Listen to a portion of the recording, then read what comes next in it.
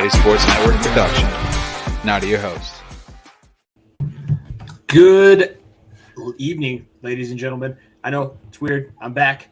I'm not walking through the Denver airport. I don't have anything else going on. We're joined by a special guest, but we're back here for week 9 of Talkin the Gridiron, presented by the Variety Sports Network. Be sure to follow and subscribe at Variety_Sports_. You see it on the bottom of the screen here, and you see him on your screen as well. We're joined today by Ryan Swift from BSing Sports, the BSing Sports podcast at BSing_Sports, to talk all things week 9. So since he is our guest, I'll go ahead and throw it to him first. Ryan, thank you for joining us. I know you've been on the 7th inning stretch show with VSN here, but this is your first appearance on this show. You're an Eagles fan, so you're enjoying yourself in some regards, but that makes you a Phillies fan. So we all know you're going through it a little bit, but how are you doing this evening here, Ryan? I'm fantastic. The Eagles are definitely softening the blow a little bit, but I would like to forget that I was ever on the 7th inning stretch. I would like to forget that baseball season ever happened, at least for another couple days or so. And then, I'll get back into it. But I need a few days to cope with the really bad loss. You're speaking to a Bengals fan, so losing in the championship, it's nice to get there, especially when you weren't expecting it. But like that first initial few-day period, it's one of the worst feelings of all time. Not only are we joined with Ryan, we'll talk plenty more about his Eagles. We have both the Fat Boy Fadeaway Sports guys back. Tyler, you were on a little bit of a hiatus with myself the last couple of weeks, weren't you? Yeah, I was out in Hawaii. It's good to be back. I did the Fat Boy Fadeaway this morning. It was a blast, and I'm just excited to talk sports with you. And then, Darren, you've been holding down the fort. Darren's the other half of the Fat Boy Fadeaway Sports podcast. Thank you for holding down the fort. And it was a good week to talk about. Well, I guess maybe not for you and your Raiders, but it was a good week otherwise. Yeah, like I said, all my teams are in last place. I guess that's a good week overall. We stayed consistent. That's good. You never get your hopes too high that way. No, but it was good. I'm glad you guys are back. As much as I do like doing talking to myself last week, it's good having you guys back and actually be able to get a little banter here. I agreed though with everything that was on the podcast last week. I just want to say that. It was, we definitely have a lot to get into. It was an interesting week. Before we get into all of that, I want to mention once again, we are presented by the Variety Sports Network at Variety_Sports_, and we'll have a couple different segments here that we jump on. We have some sponsors that are grateful enough to be working with. Myself, Jimmy Pilato. I am the host. I haven't said that in a couple weeks. I'm a little out of practice. I host the far end of the bench here that you can also find on the Variety Sports Network with Nico every single Wednesday. And yes, we're here to talk football. And I guess where to start? Oh yeah, I know that guy, right? And we all expected the Jets to beat the Bills. I feel like that's the biggest upset of the weekend, unless the Titans are able to hold on and pull this Sunday Night Football game off. We're recording kind of right in the fourth quarter of that one. But the Jets take down the Bills. Couldn't beat the Patriots, still the 6-year losing streak against them, but they take down Josh Allen and the Bills and do it in a fashion that was kind of interesting. I don't know if you guys were able to watch that one. I was watching. It was actually the local game for the Denver market on CBS, and they ran the ball very effectively against the Bills defense, who looked really solid. And Zach Wilson didn't cost you the game. He didn't get bored making the safe decisions. So we'll go around the table here. We'll start with our guest, Ryan, from BSing Sports Podcast. The New York Jets. Wow. I don't know what else to really start that off with. You can kind of take it wherever you want to go with, but that New York Jets upset over the Bills. So I said back in April that the Eagles had the best free agency, but the Jets by far had the best draft, and that's paying immediate dividends. Number 4 overall pick, Ahmad Sauce Gardner right now is at this point in his career, which is 9 games deep, you can make the argument that he's a top 5 cornerback in the NFL. Every time Diggs was lined up against him, I don't think that he got a single pass thrown his way. A pass deflection, 7 tackles, an interception. The dude's a force on the outside. And then, unfortunately, Breece Hall goes down. But, before that, he was just dominating in the Jets' backfield. But the Jets they're a good football team. Robert Saleh obviously left the 49ers two off seasons ago to take this job. And he's showing that he can coach in the NFL. He's a fantastic head coach. He's got this team going in the right direction, no matter who is at quarterback, because Joe Flacco. Logan was only a little hurt by you. But Yeah, no, they're a good football team. This looks like an upset on paper, but I'm a little concerned about the Bills. But this is going to sound weird. I'm a little bit more concerned about the Jets because as you play better teams more frequently, there's only so many times you can say, "Hey, Zach Wilson didn't lose us this game." Before you kind of have to look at him like, hey man, you're going to have to make some plays against these better teams. It can't just be like we run the ball and you don't screw it up for us, and that's how we win the football game. So I think Zach Wilson's going to have to step up at some point, but that's not today, I guess. Defensively, I'm glad you brought up Sauce Gardner. I've tried to bring him up as much as possible. That defense, though, did have kind of Josh Allen on their heels most of the day. Darren, what are you seeing in this Jets team? Is Saleh that good defensively? I know you saw him fairly close up. You're not the 49ers fan of the two. I'll get Tyler's opinion too, but he was close enough to you.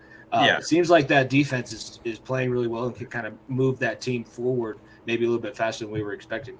Yeah, that's kind of my initial thought is like, is there I agree with Ryan in the sense like, can Wilson do anything? Like, can he throw for that's my computer? Can he throw for like 154 yards? Like, I don't even know if he can throw for 150 every game. You know what I mean? Like that's the thing with him. Like, so he definitely is the shortcoming of that team. It feels like, but my question is their defense that good? Is it good enough to get them to like AFC Championship level to where they're making enough plays, they get enough turnovers? You know, what was the play last week, right? They got a turnover against the Patriots, but they got called back like a game. You know what I mean? Like their defense is like pretty ball hawk-esque right this year. It's like it's everywhere. So I don't think they can do anything legit, but like they do kind of seem like one of those teams. Like if they got in the playoffs, they could like kind of sneakily like go a lot farther than they should. And I never would have said that 2 weeks ago when your brother sent us that tweet week 1 or whatever that was, week 2. We never, come on, we were laughing about that. It's a wild card. I don't know what it was. This is like the very first time in his life that he's able to make this prediction, and it seems to be panning out. Tyler, 205 yards is what the Jets held the Bills and Josh Allen to passing wise.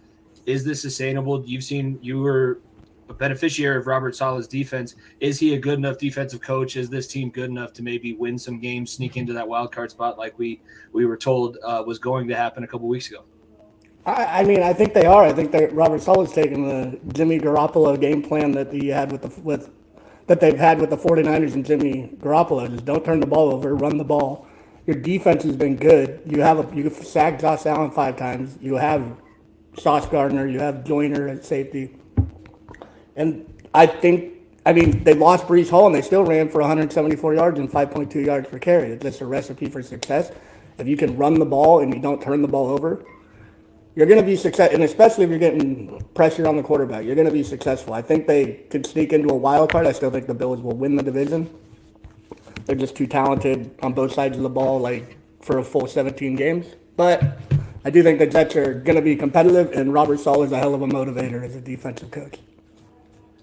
I think that he's one of the better hires. I'm glad that they stuck with him from his class because there was obviously the rumblings. Maybe people were getting a little bit fed up. I don't know how you could be fed up as a Jets fan. This is clearly some of the best football that you've been able to watch, that you've been lucky enough to watch over the past few years. So it's interesting to see that division is a lot better than I think it was maybe touted to be. Because Miami too, and maybe that's where we go next. Maybe we go division by division, but that AFC East, Miami versus Chicago. I didn't expect that to be one of the games of the day, but that's what it ended up turning out to be. Miami gets the win over the Bears 35-32, but Justin Fields sets the new rushing record for quarterbacks, 15 carries, 178 yards, and a touchdown with the long of 61. Had Mike McDaniel so frustrated, he's telling him to stop running the ball on the sidelines. Is Miami legit? Is Miami able to maybe contend with the Bills and win this AFC East division? Darren, do you think that that's a possibility for this team and this new coach under Mike McDaniel? Man, it's funny that one of my notes from today was, well, that Tua injury doesn't seem as serious now. Like, you know what I mean? Like, just kind of like, people aren't talking about that as much. You win, kind of, that kind of goes away a little bit. I kind of want to throw this back to Tyler more with the Dolphins because I kind of want to touch on the Bears, if you don't mind, Jimmy, a little bit more. So I'll let Tyler go with the Dolphins. But Tyler, I'll throw it to you. But you today made the point on our podcast that you thought Tyreek Hill is the best player in the NFL minus not a quarterback anyways. So I'll let you go with the Dolphins. I know you got a little bit more passion about them. I mean, the defense leaves a lot to be desired on the Dolphins. Another 49er assistant taking over a head coaching job and being successful at 6-3. This offense with Tyreek Hill and Waddle, and then Tua's accuracy, and then they have the Niners backfield from 2 years ago on Mostert and Jeff Wilson getting traded this week. The offense is legit as it comes. Tyreek Hill just makes everything easier for everybody on the offensive side of the ball, and that's why I think he's the best football player that is not a quarterback. That might be crazy, but that's just the way I see it. The defense just leaves a lot to be desired. So I think they're going to be competitive. I think they'll win 9 to 10 games. We'll see if that's enough in the AFC East to get in the playoffs. But I just love watching them play offense. You're muted. See, told you I was out of practice. Before we go into the Bears, I do want to maybe talk more about, and I think this kind of lends itself to Ryan, being that he has the other quarterback from this Alabama quarterback room. But Tua Tagovailoa is undefeated when he's been able to finish out games for this Miami Dolphins team. What have you seen? Has he taken the next step? Because he wasn't considered a guy that was a polished quarterback that can lead your team last season, and now he's winning for this Miami Dolphins team. Ryan, what is he doing differently? Is this sustainable? Is he a good enough quarterback to win you a division if you're Mike McDaniel and this Miami Dolphins team? I'm going to come out and say it that just after the trade for Bradley Chubb, Miami is a Super Bowl contender. Look, this is a team that beat Buffalo earlier in the year. Granted, Buffalo was decimated by injuries, but they beat Buffalo at home without a good pass rush. And adding Bradley Chubb to this team gives them a significant upgrade. And I know a lot of people are saying, well, they just beat the Bears by 3 points. I think stylistically the Bears are going to be a problem for a lot of teams because they've firmly established, like the Falcons, which obviously I'm assuming we'll get into later, that they run the ball excessively. And teams that can do that in today's NFL, see the Tennessee Titans on Sunday Night Football, are going to cause a world of problems for teams. So I think that stylistically that was a bit of an issue. However, Miami now has 2 very good edge rushers with Jalen Phillips and Bradley Chubb, and they have a very prolific offense. Look, Tua has made fantastic strides as a passer in the pocket, and then you see outside of the pocket too, where Mike McDaniel can get him outside of the pocket, and he's still just as accurate, whether it's to the left or to the right. I know he missed a couple of throws today, but that's not been the trend this season. I think that Tua has probably he's probably the second most grown quarterback from last year to this year, obviously behind this guy. But Tua's playing fantastic football. That's where this team's at right now, is that he's playing fantastic football. They don't really have too much of a running game. You look at Raheem Mostert, and yes, that he's averaging, great yards per carry, but is he a dude that can run 25, 30 times a game? No. I'm interested to see. I want to make sure I'm posing this question to our viewers, our listeners here on the Variety Sports Network. You see it on your screen. Is Miami a Super Bowl contender considering the Bradley Chubb trade? We just heard Ryan's thoughts, and I want to give some time for the viewers to chime in. So, Darren, what did you have on the Bears? It's also, it's a similar question because Justin Fields last year did not show any promise. The last 3 weeks, even though they're losing close games, he is showing the ability, like maybe you want to build a team around him. They don't really have the weapons around Justin Fields at this point. So what was your kind of thoughts on the Bears, and maybe transition that into your thoughts on Justin Fields as well? Yeah. Quickly to answer your trade, I don't think it makes them quite the Super Bowl contender there with getting shoved there with it. But the Bears, though, I find it fascinating. They're like the one team in my life that just has never had a quarterback that, like, even for just a stretch of time, you're like, oh, that guy can get them wins. Like, he can get them wins. Like, maybe there was, like, Cutler for, like, one season. But, again, one season, not, like, for a stretch of a few years.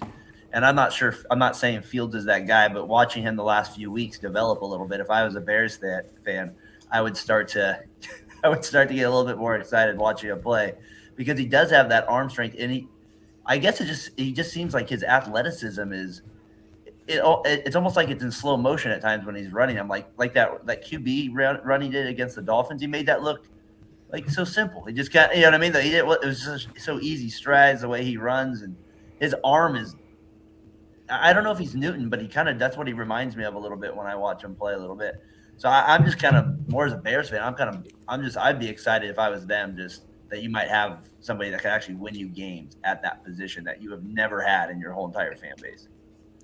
To touch on that, I think we got to give a nod to Luke Getsy here. I mean, the offensive coordinator for the Chicago Bears. It's his first time as an offensive coordinator. The first few weeks where Justin Fields looked completely lost still, like he had made no adjustments. Getsy then has turned the offense into an offense that works for the personnel that he has. So even somebody like Getsy, who first time as an offensive coordinator is learning on the job, and the Bears offense looks, day and night compared to what it did the first part of the season. So good on him too. But is this just? I mean, I do. He's adequate now. Before like you said, he looked lost. But is this just sustainable? He averaged 4.4 yards per pass. Like that's not very good. Like, and you're not going to run for 178. Right? Who else they have? Claypool and who's other? Mooney. Receivers? Don't they have any? Like, I think they need to get him more weapons too. For sure. And their running back too. Their running back the last couple of weeks has helped him out quite Herbert? a bit. Yeah, Herbert has been Khalil Herbert. I tried to trade for him in our fantasy league with the way that he's been playing the last few weeks. He takes a lot of stress off him, especially the last couple of weeks. I mean, I think he's a starting quarterback in the NFL. I just don't know if he's going to be an answer for a long-term answer for the Chicago Bears. I probably agree on the side that he needs more weapons before we go ahead and, say whether he can or can't do it. However, the 4.4 yards per attempt obviously is not sustainable enough to make you a competitive football team. However, Justin Fields is using all of his strengths to show that he does have some promise in this league. So it was an interesting stat line. I mean, 17 of 28, 123 yards, but the rushing performance is where you really got to tip your cap. I agree that you're not going to be as good of an athlete as you are. You're not going to be able to do that every single week against these other freak athletes in NFL defenses. It's just not it's not sustainable. But that was, I mean, it's just Eberflus he's earned himself the benefit of the doubt, I would say, with that fan base. That fan base is quick. I mean, the last few years they've been calling for Matt Nagy, and they probably should have gotten rid of him. But now Eberflus, I think, showing what he's showing in the last couple of weeks with this Bears team losing close games, they'll be able to maybe build themselves. They have, for the first time, I saw it on your guys' Twitter, Darren, so I'll go ahead and shout it out, at Fatboy Fadeaway. Have the Bears found themselves a quarterback for the first time in 100 years? They're one of the only franchises that can have great players at every other single position. Quarterback, they can never get right. It's a question now I think you can answer. Looking just at the season stats, only 1,200 yards passing. He's 25th out of 32 starting quarterbacks, 7 touchdowns, 6 interceptions, and a QBR of 55.0. So the numbers, there's a lot to be desired when you look at the numbers straight up. But just the eyeball test, I think on Sundays, Justin Fields has proven himself that he's much better than what we could have expected coming into this season. I think is probably the nicest way that we could put that.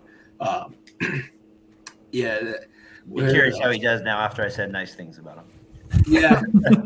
That's always kind of it's always the worry is that when you do start telling somebody, yeah, you're actually not that bad, and then they totally just become the other person. I know one person in Chicago, so you never know. He might know him, and you never know. Yeah. Finishing up the AFC East, we're going to go to the Patriots. They got a big win over Frank Reich and the Colts. Sam Ehlinger now 0-2 as a starter, 26-3 the final score there. Mac Jones 20-30, 147 yards and a touchdown.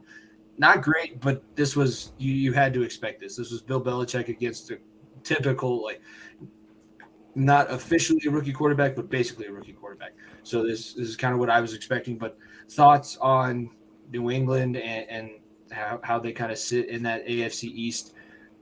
Their record-wise, they're still right there, 5-4, so they're a game behind Miami, and I believe 2 games behind Buffalo now.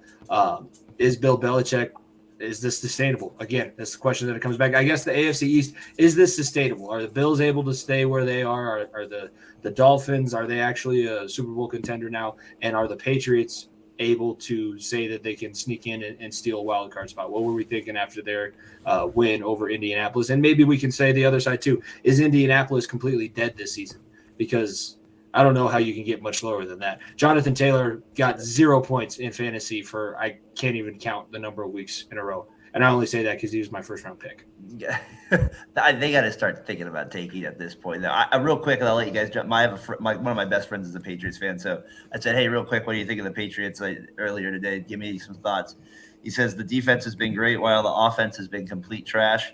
He says bad play calling, poor execution. Mac has to be better. If it wasn't for Bill Belichick, they wouldn't be in the position they are now. So he's obviously thinks the coaching is what's got them more so to this point. He says, and then obviously the defense is.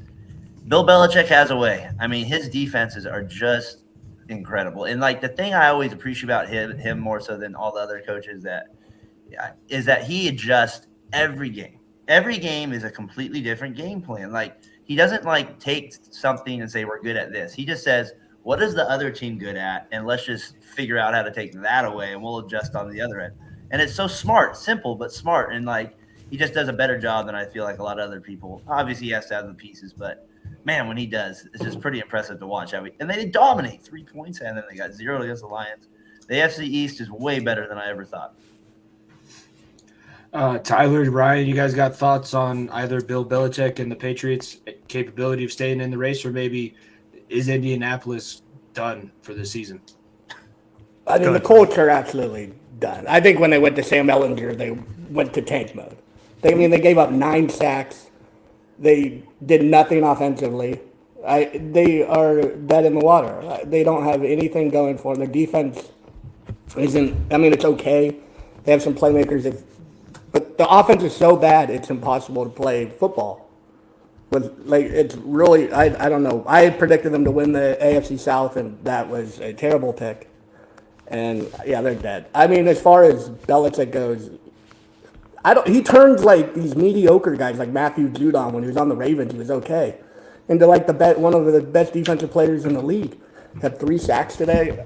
He's just a Hall of Fame coach and one of the top 2 to ever do it. Maybe one, probably one. Ryan, what do you think? I mean, Bill Belichick is proving. Last season was rough after losing Brady, but now he's kind of bouncing himself back and showing he can do this with an under-talented roster. What are your thoughts on this Patriots team and the way that they were able to handle Indianapolis today? So as far as Indianapolis goes, they're cooked. I agree with Tyler 100%. When they went to Sam Ellinger, it was to see what they have and whether they were going to draft a quarterback or not in this upcoming draft.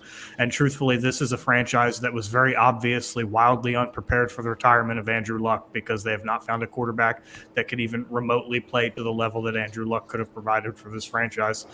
Frank Reich will definitely be fired in the offseason at this point. You know what? He might not even make it that far to say that. He's one of those guys that was a fantastic offensive coordinator when he was in Philadelphia. It just didn't work out as a head coach. I'm sure he'll find a job somewhere else doing something different, but he's done in Indianapolis.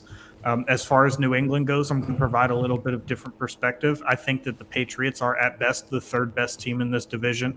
I don't know that these paces are unsustainable.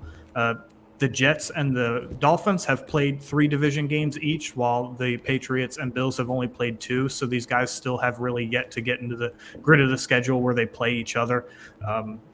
I think Bill Belichick's in an interesting spot, though, because he plays both GM and coach and obviously is such a legendary pedigree. However, we're going on year 3 without Tom Brady. And one of those years, he barely squeaked into the playoffs. And then the other year, he completely missed the playoffs. So if you're Robert Kraft at year 3, and this team is not remotely in position to win a Super Bowl, what do you do with a guy like Belichick who has such a legendary history? But, I mean, it's looking pretty obvious that they're just not a Super Bowl contending team. I could see that, but then, too, where they don't have anybody on staff that they would really be able to turn over to. I know that probably the guy that Belichick would like it to be turned over to is probably his son and or maybe Patricia, but seeing what happened in Detroit, I don't think that Kraft would ever allow that to happen. It's an interesting conversation because I think you're on the right track. If he doesn't make it back into some sort of contention without Brady, what faith do you have that he's actually going to be able to get there? He never did it. Yeah, how many years are you going to be able to say, oh, well, Belichick went to 6 Super Bowls when Brady was? How many years of that does that buy him? You know, like at some point you're going to have to look at Belichick for what it is. Like, okay, the dude's in his mid-70s. He should probably step away from football at some point. some of these franchises just never turn over. I mean, if he coaches. makes the Go ahead, playoffs, his defense is unreal. I mean, what are we talking about? Like, you know what I mean? Like the guy coaches. Yeah, but how many first-round playoff exits is until a franchise that won 6 Super Bowls with Brady here? Like, there's a different standard in New England now because of the Brady He is era. the standard, though, don't you think? Like, without him, there is no standard. You know what I mean? Like, without him, there is none. Brady's first year out of New England, he won a Super Bowl, and like I said, Belichick barely scraped into the playoffs. So I mean, you can sit here and say that it was a Belichick thing, but the numbers don't say that. Tyler, you got anything to add on that conversation about Belichick? I mean, he did win 6 Super Bowls. Yeah, Brady definitely, I would say, is the 1A and Belichick's the 1B, but he's still right there and is a huge part of it. I think he has as long as long as they're still competitive. I just can't imagine Robert Kraft getting rid of him. It just seems like, I don't know, he seems like he has a free pass for at least, like, I don't know. He is 70 years old. I'm not insinuating that I think he's going to get fired in the offseason either. I'm just saying, the Patriots are 5-4, sitting at the bottom of the AFC East, and they're at best the third best team in their own division. And I agree. Look at it and say, like, it's time to turn over and move on. No, I do agree with you. I think they're the worst team in the division, in my opinion. I'm not a big Mac Jones guy. I don't think they're going to win anything with Mac Jones. I just don't see anything in him that's a playoff quarterback. So I think as long as they're starting Mac Jones, they're a first-round exit team. But I don't think that takes – I still think Bill Belichick's a hell of a head coach to get these type of teams that, yeah, he's part of the GM, so it is on him to get a better quarterback in there. But I don't know. I just wouldn't let him go this point. I could see them trying to get a different GM in there and let him, fully become a head coach, but that's almost demoting one of the greats of all time. I don't know how something like that would go over either. So I think it's a pretty delicate situation. But, yeah, as long as they're competitive, at least, I don't think he goes anywhere. Yeah. It's similar. I mean, it kind of reminds me of Shanahan in Denver, not on the same scale. I mean, Shanahan and Elway only won 2 Super Bowls, but after it got to a certain point, and it was basically that Plummer AFC Championship loss to Pittsburgh, where you were kind of like, we need to get a new GM in here because what you are doing, I know that you want to buy the groceries, but you're buying bad groceries and you're putting the product's not going to be able to get much better. Let's move over. Let's finish up because we talked about a few of the AFC North teams, but it's not, or excuse me, NFC North teams. It's not pretty. The Bears, Packers, and Lions right now are all stinking out the basement of the NFC North. The Vikings are the one shiny turd at 7-1. I say that in jest a little bit because people are trying to see if it's as legit as possible. Kevin O'Connell seems like the best hire of this season right now, probably on a short list for Coach of the Year candidacy. And Kirk Cousins is wearing everybody else's jewelry on the plane ride home. No idea what's going on here. I don't know where we want to start. But no, the Packers might be the best place to start. Since having admitted to drinking ayahuasca, 3-6 for Green Bay and the Packers, Aaron Rodgers. I don't know what. Obviously, they need receivers, but where can they maybe fix themselves? Is this unfixable? Are we seeing the end of the Rodgers era in Green Bay? I guess there's a lot to get to. Ryan, what are you thinking here? Rodgers, to me, the Green Bay Packers are probably the perfect explanation of too much praise, too much blame put on the quarterback nowadays in the NFL. Look, Rodgers obviously had a very horrendous game earlier today, and he hasn't had his best season that we've seen him have. But the Green Bay offensive line is horrendous. I mean, they can't open up a hole in a running game to help open up the passing game.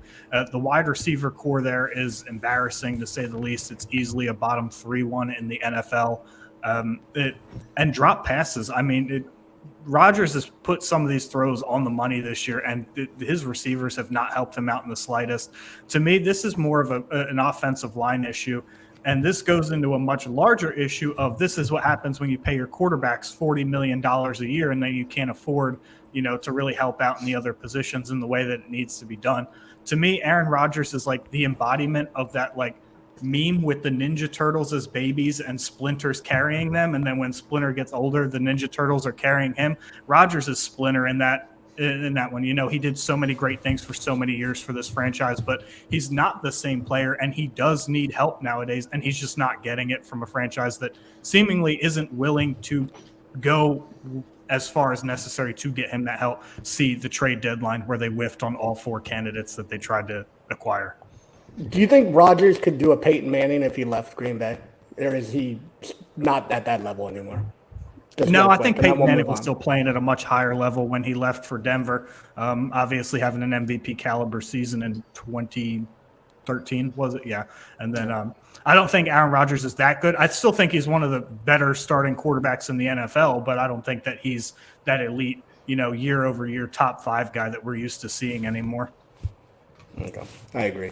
Yeah, the Packers they would, like he said, when you're paying a quarterback $40 million a year, you have to let defensive studs like Zadarius Smith go to your division rival, who's now 6-1 at the Minnesota Vikings. Am I sold on the Minnesota Vikings? No, I think they've played a shit schedule. The toughest team they played was the Eagles. They got stomped.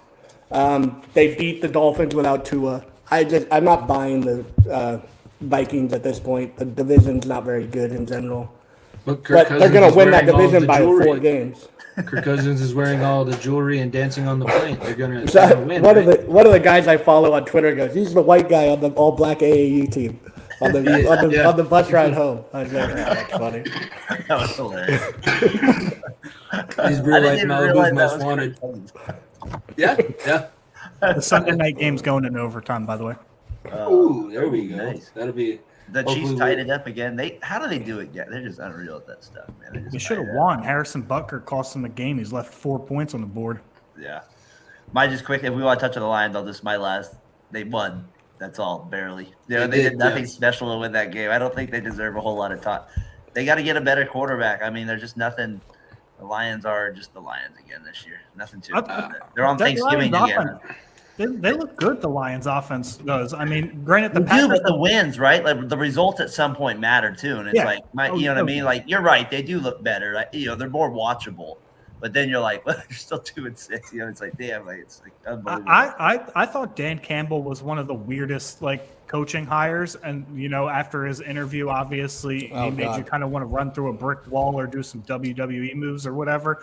But I feel like that he's got that team going in a decent. I feel like the team has bought into what Dan Campbell is coaching them and the results aren't quite there yet. But I mean, their offense is leaps and bounds better than what it's been. Their defense they don't have the talent on the defensive side of the ball, if we're being honest. I mean, Aiden Hutchinson's had a pretty good rookie season to this point, but outside of that, they're horrendously under-talented defense, and that's it.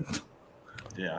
My only question for the Lions: why is DeAndre Swift only getting 2 touches running the ball? And you're giving Jamal Williams 24. It just doesn't make sense to me. I like what the Jaguars did and just said, all right, we're gonna give our young gun and ETN the ball. I think they should do that with Swift. I think Swift's still hurt. I think that he's really still hurt, and they had him active to kind of put it in the back of the mind of the Packers. I don't think that there was ever any intention this week or even next week that he'll get a substantial amount of touches. I think we too should look at the signal caller. One of the guys in our Variety Sports Network chat was posing the question or posed the hot take that he thinks Jared Goff is going to be the next quarterback of the Indianapolis Colts. My question is maybe a little bit more broad here. Is Jared Goff an NFL caliber quarterback? I know he's made a Super Bowl appearance. He's won an NFC championship. You can argue whether or not that was McVay. Started off the season where he was actually pretty decent, leading the league in a few statistical categories. The basement has fallen out from underneath him. Hasn't really been given. I mean, he's been given a lot of chances, but it has never been in a great situation. Is Jared Goff a quarterback that you would continue to see in the NFL? Is he going to get another starting job after this little gig here in Detroit, do we think? I don't think I think he's like 20. I literally would say, I'm just thinking, looking at the standings right now, is he's got to be somewhere ranked between 25 and 32 at best. If you're in that, in quarterbacks, and even then there might be some guys that are not even starting that you would rather have over him. He's just too inconsistent, way too inconsistent. He will the Rams game, when he was with the Rams, there was no reason he couldn't have been better than when he was with them. He had that one first good year with McVay, I want to say, and then he really struggled that next year, and that's what I mean. He just jumps like that, and then he kind of reminds me, unfortunately, of Derek Carr in this percent. Their pocket awareness is just not the best. They just make really bad. I feel like they don't get out of the pocket consistently enough to avoid rush, and the NFL, that's just so critical when you're not super fast to get out. And and I just don't see him as. I mean, if he gets another starting job, good for him. But I don't think that team's they're gonna be like the Lions this year again. Tyler, Ryan, you guys got any other opinions there on Jared Goff? Yeah, I'd agree with Darren in the fact that I think he's a little better than Darren. I think he's like 20 to 25. 20 to 25. But if you're bringing him in to be your starting quarterback next year, you're not winning anything. So I think you'd be better off just bringing in somebody who has a little inexperience that you can develop into someone who might be a little better down the road. I think Jared Goff has the talent of like a career bridge quarterback, somebody like a Marcus Mariota this year or Jimmy Garoppolo, where they're kind of used to, keep a young guy behind them for a year, help them groom into the NFL role, and then kind of move on to the next team. Similar to Geno Smith, actually. About week 3 or week 4, Geno Smith and Jared Goff were drawing serious comparisons on our show. We were like, okay, who would you rather have rest of the season? And they both have similar trajectories in the fact that we don't plan on them being at their teams for long term. However, the Lions are in an awfully weird predicament. So Jared Goff has an out in his contract, a team option to get out of his contract at the end of this season with a $10 million dead cap hit. I don't know that the Lions are going to be in position to make a move like that. Yes, they'll have the draft capital early, but outside of Will Levis, I don't think that there are any quarterbacks coming out of this draft that could actually step into a role and be ready right away. So they're in a bit of an interesting predicament. I think that they'll probably ultimately end up drafting a rookie and moving off of Goff and just kind of dealing with whatever fallout comes of starting a rookie. But I think Jared Goff's probably just like a bridge quarterback for the rest of his career. Unfortunately, that's kind of where he's been kind of projected. Him and Wentz both for being the 1 and 2 picks of that quarterback class, that draft class in general, not panned out the way that people were hoping for in that regard. Moving now towards the AFC South, and then we'll get through one more division before we take a quick break and kind of wrap games up on the other side. This is going to be the division where we have our Sunday night football game still currently in overtime, 9:07 left. The Chiefs have the ball. Do they start with the ball? Does anybody know? Yeah, they got the ball first. Okay. So if they score a touchdown, the game will be over. Hopefully that's not the case. Just speaking for myself and probably Darren here, I don't want to see the Chiefs win another football game. I agree. It would make everybody else in my life a little bit more upset, and it totally tank your team's chances of even having. You're not making the in the hunt. No, but I can root for other people that have no success. So that's true. Yeah. Let's talk about Malik Willis's flame, because he was starting quarterback for the last 2 weeks. Ryan Tannehill was inactivated this week. Now starting to become more of his coach. The Titans, I'll put up the ticker here. So the AFC South standings currently, the Titans 5-2 after that 0-2 start. They're now leading the division. The Colts 3-5-1, the Jags 3-6, and then the Texans 1-6-1 on the season. That's where the AFC South standings lie currently. I would say that the Titans probably have one of the easiest roads, just not schedule wise, but just one of the easiest divisions. Like, you can be fairly bad in this division and still win pretty comfortably, where you're not having to play your starters unless you're fighting for playoff seeding. You're not going to have to play your starters week 16 and 17. This is going to be a question now of moving through the rest of the season. Can they win a playoff game? Can they be successful with Malik Willis at quarterback? He showed a lot more flashes tonight than he did in his first game, throwing the ball around a little bit more, throwing to the tight ends. But I mean, you got to wonder, he hasn't played competition level of this caliber in a long time, since he's been at Auburn and lost the starting job to Bo Nix. So now, what do we feel like Malik Willis is capable of doing with this Tennessee Titans team? Doesn't even matter, because Derrick Henry is starting to gear himself up for his postseason, his December and November push here. But what do we think of Malik Willis's performance from Sunday Night Football tonight? I'm very opinionated on Malik Willis, so if you guys don't mind, I would like to start this. Malik Willis is horrible. He's not an NFL quarterback. Look, I'm going to be honest with you, that Derrick Henry got them up early. They ran the ball down the Kansas City Chiefs' throats, and we're sitting here talking about a guy who's 5 for 15 for 80 yards. I mean, that's not a guy where if they're down at any point in a game that you can trust to drop back and throw the football and bring you back into the game. I said that when he came out of college. He's not even close to being ready to an NFL caliber quarterback. And Ryan Tannehill is not a world beater by any stretch of the imagination. But if it came to the scenario of against playoff teams, if I needed to drop back in a 2-minute drill and throw the football down the field, it's head and shoulders Ryan Tannehill over Malik Willis. I don't think that it's even Malik Willis is horrible. Like he's mobile. He provides great athleticism to the position, but they're ultimately a one-dimensional team when he's at quarterback. And as far as the Titans team goes, I think that they were far and away the best team in the AFC South. I actually predicted that the Jaguars would finish ahead of the Colts. I laughed at the people that thought Matt Ryan was truly an upgrade over Carson Wentz. I think Matt Ryan is a horrible quarterback too, who hasn't had any real success since 2018. And most people will say that it's due to lack of weapons. Well, the Colts don't have much better receivers than the Falcons have had over the last few years. And Matt Ryan's 39 years old. So I think that it was time to move on for him as well. And I ultimately think that the Jags are a better coached and a much more well-rounded football team than the Colts are. Boy, I didn't know I'd strike a nerve like that. I hate Malik Willis. People are like, Tyler, it's follow Willis that time one down. because they're tied with the Chiefs. Like Malik Willis is horrible. Just watch it.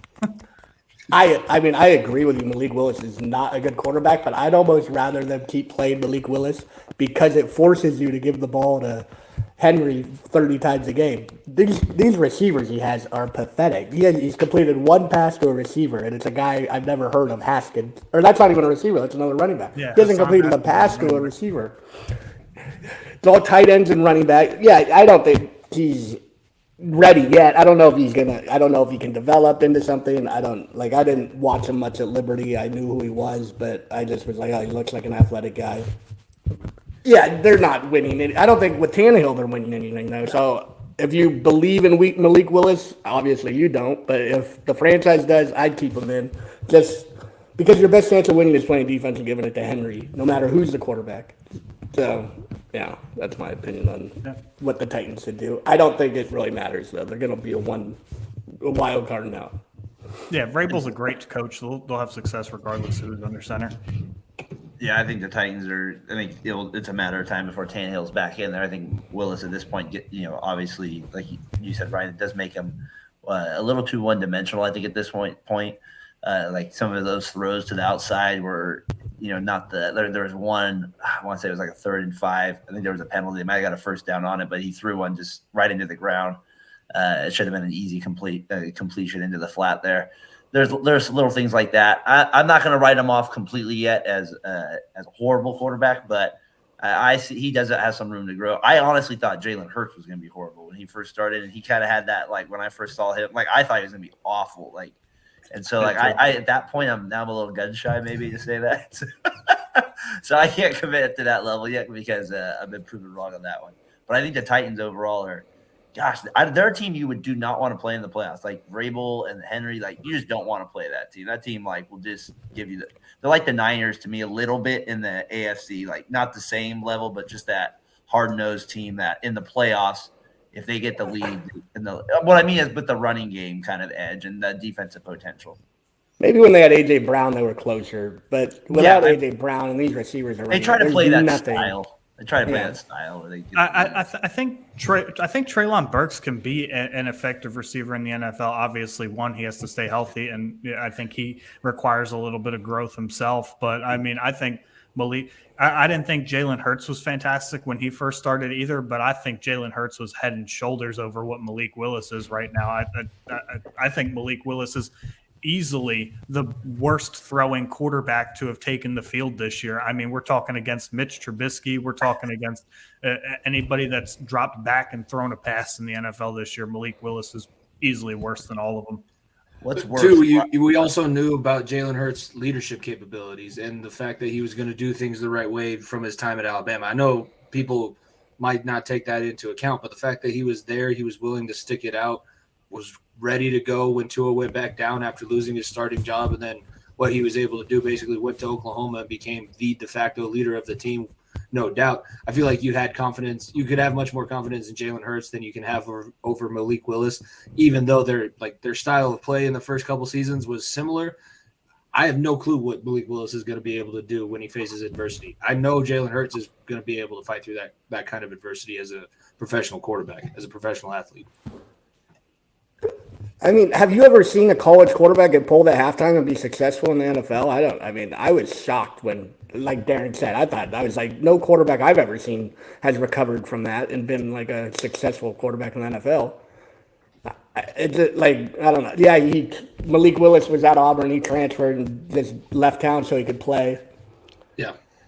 But yeah, he did come in that playoff game and win a game for him when they needed him most. What's worse, Malik Willis or the rest of the division? What's going? The rest of the division. I think the only other quarterback that might be better than him is probably Trevor Lawrence in the division. Yeah, no doubt.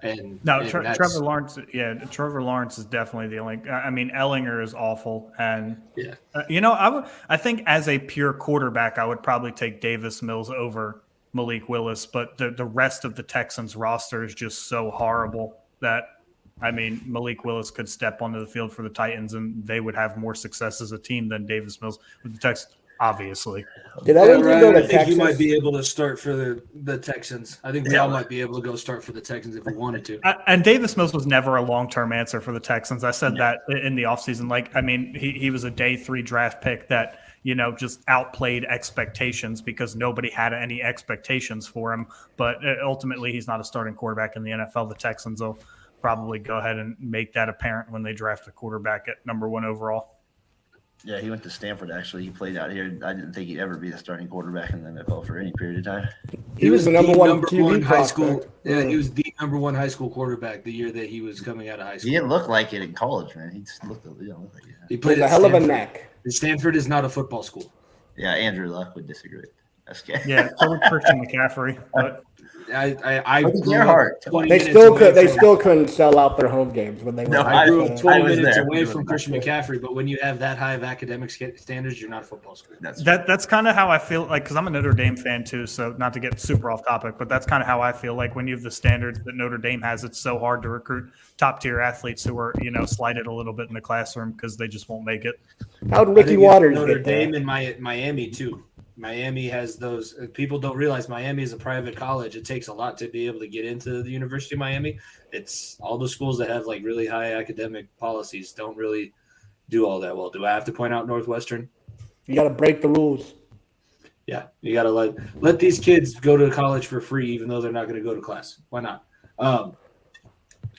Last division here before we take our little bit of a break, and it's fitting because we do have an NFC East guest on the show.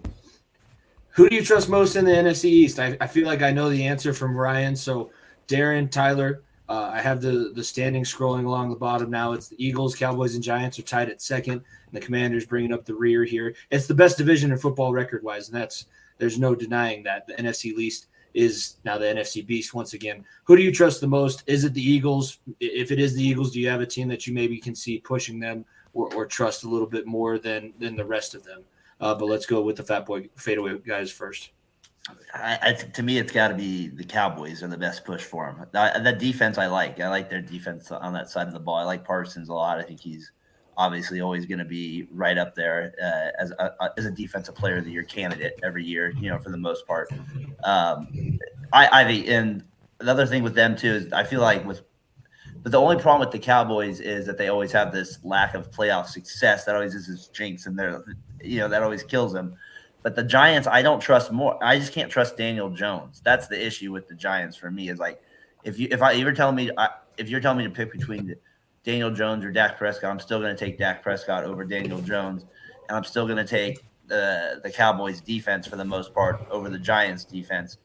And I haven't seen. Everybody says, well, maybe the coaching's better for the Giants. Well, I haven't seen him coach in a playoff game yet. Let me see. Before you kill me for that. McCarthy does have a Super Bowl. I know, but I just he wasn't the head coach of the team. The Eagles, the Giants. The coach? Packers, he was. No, I'm talking about McCarthy. the Giants. The Giants. Well, a lot of people rip on the Cowboys coach, as you know, for McCarthy. But I think the Eagles still have to be the clear favorite because their offense is just clicking at another level right now. I mean, it's as much as the 49 points those Cowboys put up last week. AJ Brown is just, man, you talk about an acquisition that has paid off. Holy smokes. He's been unreal. And then you have Hurts, who's that threat right now of running. Jimmy, we talked to early, can he sustain it? Well, right now he is. He's just continuing to be that dual threat quarterback. And he's proving me just completely wrong. And then their defense is just as good right now as the Cowboys, if not better. Probably is. It actually is better right now statistically. So it's hard for me to say anybody's going to push them other than the Cowboys. It's a tough task especially right now. I mean, that defensive line alone, Brandon Graham, Fletcher Cox, and I keep forgetting the guy's name. Oh, Jordan Davis out of Georgia. Those three human beings alone are like a good 1,500 pounds of man, and they're mean, physical, nasty. That Eagles defensive line is one of my favorites to watch. Jordan Davis went on IR 2 weeks ago. Man. Yeah. The That's Eagles what happens when you're 390 pounds. I don't think they're a team to push the Eagles in the NFC East. I think the Eagles are the best team in the NFC, and it's not really. I think the Niners are the closest, and they're not. They've had too many bad losses, and they're inconsistent. But you didn't even mention Jordan Hargrave and Hassan Reddick, who are the two leading sack getters on the Eagles on the defensive line. And then they have Darius Slay, and they pick up James Bradbury, who both have unreal years. I just think it's the Eagles' year. The playoffs, everything could change, but as far as in the regular season, there's no one pushing this team. They're pushing themselves. That's kind of where I'm at with that. Is the Eagles' own worst enemy at this point is them. I mean, they showed that they can move the ball, on the ground at will against that Cowboys defense. They couldn't really stop the run that game. Jalen Hurts didn't have his best game throwing the football, but he didn't really have to. The Giants are truly I think Brian Daboll at this point is quite easily the front runner for Coach of the Year, but that's one of the more talentless rosters. If they ever get into a shootout with a team, they just don't have the firepower at receiver or at quarterback, quite frankly. They're similar to the Titans in the fact that they're really, really leaning on their running back, and if anything were to happen to Saquon Barkley, that team would completely fall apart. So not to sound extremely homerish, but the Eagles, I had them winning the NFC East. The A.J. Brown, I won't even call it an acquisition. It was a steal. We got him for the 18th overall pick and then a third-round pick. So Treylon Burks in a third. That's criminal. And then we signed him to a 4-year contract extension.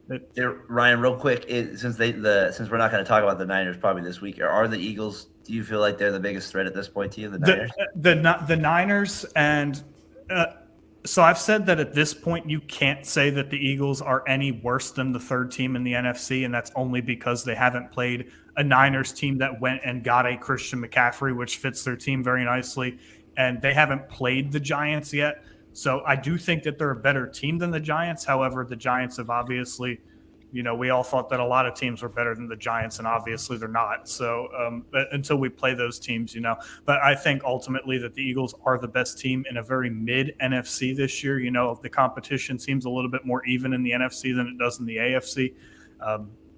And the playoffs are an entirely different beast because over the course of 17 games in a regular season, you can mess up once or twice, but you can't do that in the playoffs because then you go home. So I'm not going to say – I think it's impossible to say anybody's a Super Bowl lock. I also don't think that the Eagles in any way, shape, or form finish the regular season undefeated. That, to me, that's a wild prediction in and of itself, and I've heard some people say that. But I think that they lock up the NFC. I mean, the second and third best teams in the NFC record-wise, the Eagles beat them both by multiple scores each. So to me, it's the Eagles and then everybody else. I think Nick Sirianni needs some credit for what he's at, because last year I was like, I don't know if it's Jalen Hurts behind. Like, they would not throw a ball 5 yards down the field. I was like, everything's like a bubble screen, a handoff, or a QB option run. So, like, the fact that they can push the ball down the field with Devontae Smith and A.J. Brown obviously helps open things up. I think Nick Sirianni needs some Coach of the Year buzz just based on being 8-0, and he doesn't get any. Yeah, and I would probably agree with you there. However, if you look at the Eagles roster top to bottom, you could take a coach like a Mike McCarthy, who very obviously gets carried by the talent on his roster and is not considered, a fantastic head coach, and they could probably win this division.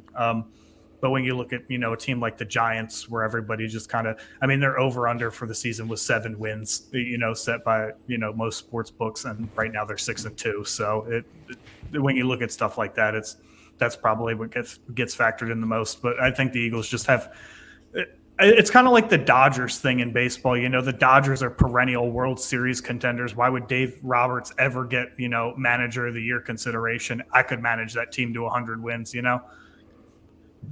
I think Howie Roseman does deserve a lot of credit. He's still the GM. He orchestrated got them the championship team now and took that team. They had no receivers a couple of seasons ago. So kind of took one of the biggest weaknesses, identified it, and now has turned it into one of the biggest strengths. And that running game for Philadelphia too, behind that offensive line. I love Jason Kelce. Jason Kelce is probably my favorite NFL offensive lineman to watch currently. And they built in the trenches. They have fantastic defensive line and a fantastic offensive line. So I could say that the Eagles are probably the only team with the top 3 offense and defensive line in the NFL, and that's really what wins games. It's not $45 million quarterbacks. It's, can you open up holes for your running backs? Can you protect your quarterback in the pocket? Look at teams like Tampa. Look at the Rams out in LA. Look at the Packers in Green Bay. I don't think their quarterbacks are bad, but their offensive lines are just playing absolutely atrociously right now, and it's killing their offense. Somehow Howie Roseman made up for drafting Jalen Reagor over Justin Jefferson. That is true. You know what? We just don't want to talk about that. You made up for it. You have threats. You have. I'm glad that he went out and got the obvious Devontae Smith, because that needed to happen. And then hopefully he just never drafts another wide receiver again. We just start trading teams that can't afford their best wide receivers. It's one of as a former offensive lineman, I'm never going to disagree with talking about the best offensive and defensive lines in the NFL. Let's get into a quick break. We're going to get back. We'll talk about the rest of the divisions, wrap up the Sunday Night Football game, because the Chiefs did get the win in overtime, 20-17. So we have all of that coming up with our special guest, Ryan Swift from the BSing Sports Podcast, as well as Darren and Tyler from the Fat Boy Fadeaway Sports Podcast, and myself, Jimmy Pilato. We'll be right back here after about a minute.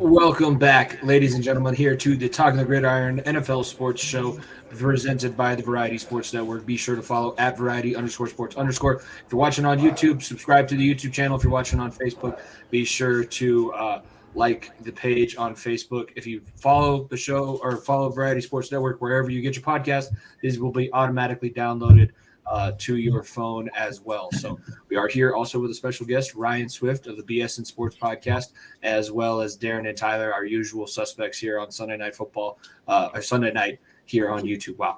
2 weeks, man. It's been is 2 weeks, and I'm totally screwing up left and right here. We've gotten through about half the divisions, which I will say that's a win here. Let's talk about, I want to move to the AFC South, because then I can move to talking about my team. I put out a tweet earlier today saying I want to petition the NFL to put my Cincinnati Bengals in the NFC South, because, man, they love beating up on these teams that are in the NFC South. But right now, currently as it sits, Tampa Bay and Atlanta tied at number 1 with 4-5 records. New Orleans right behind them at 3-5. They play obviously tomorrow night against the Baltimore Ravens, Monday Night Football. And then we have Carolina bringing up the rear at 2-7. We did see another Baker Mayfield sighting. PJ Walker turned back into XFL version of PJ Walker. It was just all sorts of bad. This division is all sorts of bad. What I thought was going to be not necessarily one of the better ones, but I thought it was going to be better than this, And right now we're seeing the GOAT have to struggle to beat teams towards the end. Atlanta losing late to the Chargers of all teams. And yeah, I don't know how much else you can say bad about Carolina. Fired Matt Rule, got rid of Christian McCaffrey, and now, yeah, that was just rough. Where do we want to start with this division? Is this what we expected out of the NFC South coming into the 2023 year?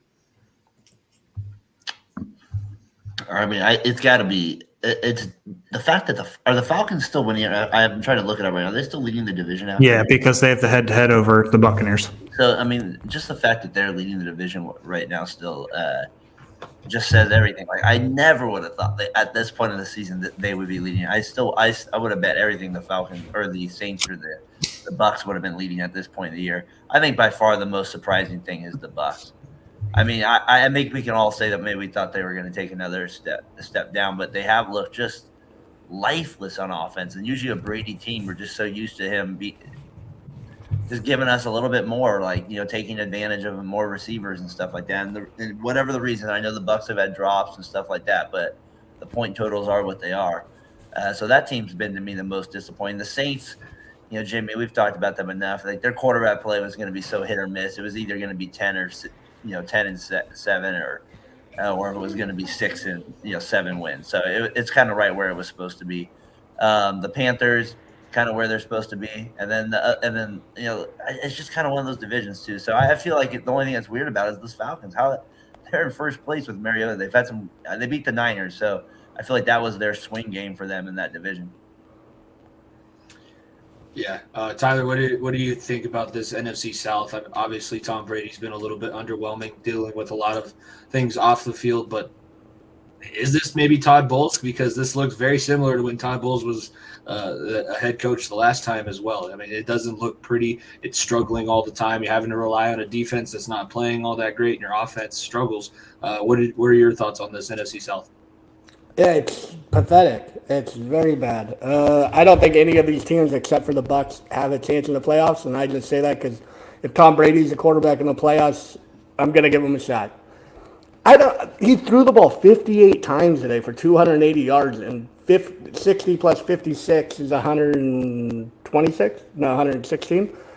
Came on the last two drives. So that means he threw the ball like 40 times for 120 yards at one, or 200 yards. It's very, there's nothing, they're not dangerous. There's no threat. Their running backs are slow. The receivers don't get open downfield except for Mike Evans can use his height every once in a while. Are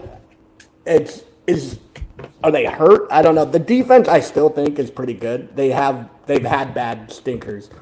But I still wouldn't want to play them in the playoffs just because of Tom Brady's name recognition.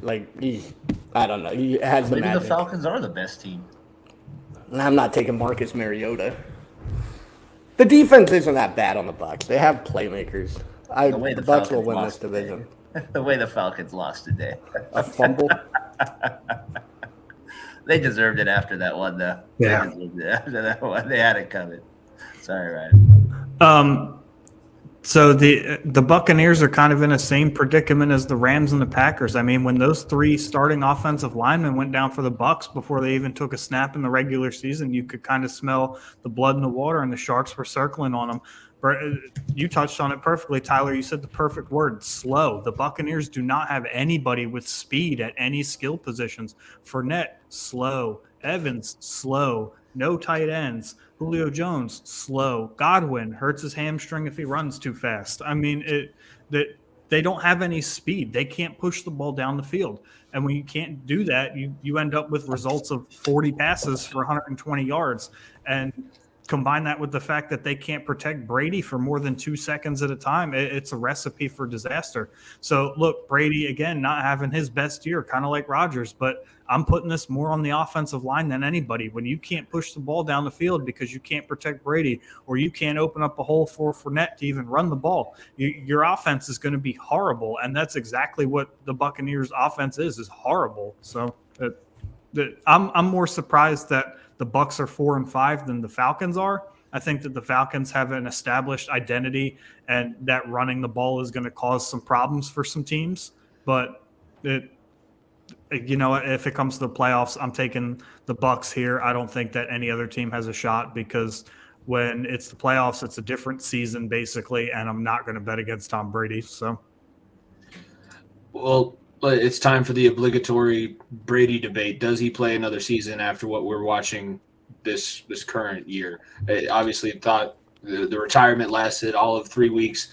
Now going through the whole situation at home, reports have come out that said that if he were to just give it up, Giselle would let him come back and live at the house again. Not to speak on anybody else's relationship. That's just what the information that has been given to us currently. Mainly just looking at football, does Tom Brady play another season, or is this the last year that we see him in the NFL? Maybe he takes a couple years off before he unretires and pulls a Brett Favre again, huh? I know when people give me ultimatums, they end up not liking giving me the ultimatum. I'm not going to just be like, oh, I'm going to side with. Don't give me an ultimatum. And I think I don't know. I think with the way this year's gone and the offensive linemen not being there, and if they come back next year, I think he does want to come back and show that he's still the guy. He's so competitive, and I think he thinks of himself in this ultimate, I'm the greatest player of all time, which he arguably is. I don't think he's done after this year. After all he's lost also this year, why would you give it all up if you're not going to play again? Thoughts, Darren, Ryan, what do you guys think? Yeah, I think he's going to play one more year too. I think he's going to keep playing. He just has that intensity look like he still wants to play. You know what I mean? It just doesn't look like he's ready to announce games yet. Maybe that changes as the season progresses. But if Ryan says he makes the playoffs again, what's going to stop him from wanting to come back again to get that success? He just seems like he's got that. He's just a competitive son of a you know what. And I don't know what it is. Like you're literally going to have to rip the jersey off this man. It literally. No, he is okay. I graduated high school in 2002. I mean, are you kidding me? Like this guy, he's in my life still playing football. Are you kidding me? This is ridiculous. I was 6 in 2002. I was going to say, I was 5 years old. I'm a lot older than you guys. Ryan, what do you I'm not think? far behind. Are we getting rid of Tom Brady finally? No, I actually, again, agree with Tyler. He keeps stealing the words right out of my mouth. Why destroy everything that you have at home just for one more season, one more mediocre season at that? Obviously, the way that this season's gone, Tom Brady's not going to win. And on this note, and to touch on the other swirling rumor that I guess has resurfaced, I've seen it from a source that I trust, with, some pretty accurate information, that Tom Brady would absolutely go to the San Francisco 49ers if they came crawling back to him. Obviously, Jimmy Garoppolo on a contract year over there with the restructured deal. Trey Lance, a lot of people are saying that he's already a bust despite, which I disagree with personally. I don't think you can say somebody's a bust if they haven't actually played. But that would be interesting, if he's ready to move on from Tampa and he does, in fact, go to the 49ers, that would be a whole different dynamic in of itself. How much psychological warfare can Jimmy Garoppolo take? You have Lance, and then you take Tom Brady. How much could Trey Lance take? I mean, he was a first-round, third overall. I don't know, but Jimmy they gave up 3 first-round picks. I like Lance. Obviously not right away coming out of college. I thought that sitting a year would be the best for him because he did have some work to do as a passer. But his arm strength combined with his size and speed, could make him a dual threat, unmatched. He's left a lot to be desired from the games I've watched when he's played. It hasn't been much. So, I'm not, selling on him yet. We invested in him. I expect him to be a quarterback next year, but I don't know. We'll see how he plays. I'm not sold that he'll be great, though, either. Yeah, his range of outcomes is probably the most massive. Obviously I've heard about it. I saw the rumor. That would just, I don't know. Tyler, would you welcome that? Would you want him to be your quarterback now that you know what he's going to be at this stage of his career? From what I heard, Shanahan turned him down 3 years ago. So I don't know why 3 years later he'd be like, okay, now I gave up 3 first-round picks for a quarterback. I still have Jimmy. Jimmy would obviously be gone if Tom came. I would be okay with it. He's fucking Tom Brady. I'm not going to say no. If you give him a guy like Deebo Samuel where he can get the ball out in under 2 seconds and somebody that's going to get some serious yards after catch like that could rejuvenate a guy like Tom Brady. And McCaffrey. Yeah. I mean, yeah, they would both be probably more than willing to have that situation come up in their own, in their own world. Let's move to the AFC North and my team, the Cincinnati Bengals. Probably one of the biggest wins of the weekend. The score didn't resemble how much of a total domination. I listened to it on the radio from start to finish, and I could tell, just even not having watched the game live, but then going back and seeing the highlights, that was just one of the best performances. And it came off of one of the worst Monday Night Football performances, one of the most embarrassing fan experiences that I've ever had in my life. That was just physical. Like the way that we beat up the Panthers, we got the same ass kicking on Monday night from the Cleveland Browns. And I really don't know what to do about this team. They are 0-3 in the division, yet their offense just knows how to score points. The rest of the division, we'll see how the Ravens look tomorrow night against New Orleans. It's still right there for the taking. The Browns getting Deshaun back in a couple weeks. We'll see how that affects things. I still have faith, and it's not, I guess, my question to you guys is it blind fan faith that I have that the Bengals can still win this division? Do you see them maybe taking that next step forward? Are we going to get the Bengals back from the end of last season, or is this the Ravens division to lose at this point and then have another disappointing playoff run? This division is so weird. I mean, first off, Deshaun Watson coming back isn't going to make a difference. The dude hasn't played in damn near 2 years, so I think that he's going to come out and look rusty, like a guy who hasn't played in 2 years, and that's okay.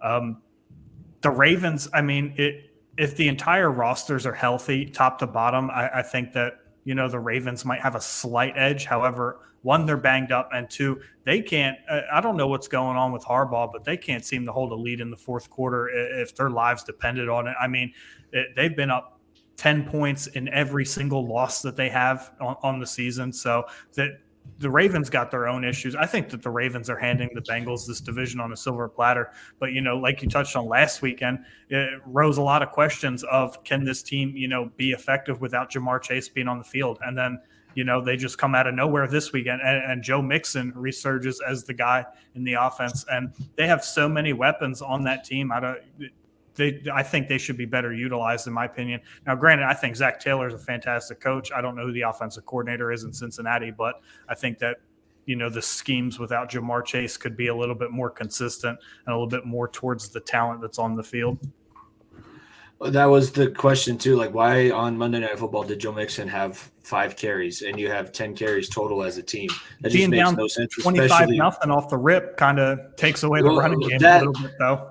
That sucked, but you would have had – it didn't seem like they had that in their game plan at all. They lose Jamar Chase, and they were like, yeah, let's go out and throw it 45 times again. That's going to be really successful. Instead of allowing your offensive line to get in some sort of rhythm, it's totally different. When you're running the bubble screens, I know that, and the RPOs, people say it's just an extension of the run game and all of that good stuff.